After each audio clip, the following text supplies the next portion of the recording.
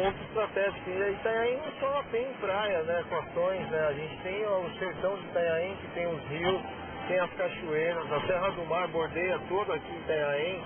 Itanhaém tem limite com o município lá de São Paulo, a Serra do Mar, a Cota 900, pertence a Itanhaém. Então Itanhaém ainda tem muito a ser explorado no turismo. Aqui tem um potencial internacional.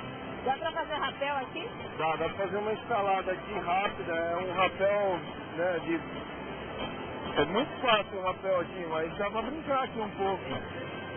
Tem outra pedra mais aqui embaixo que dá pra fazer escalada mesmo, ali já é uma pedra que já é mais radical essa pedra. Fica pra uma próxima vez. Então, é uma pena.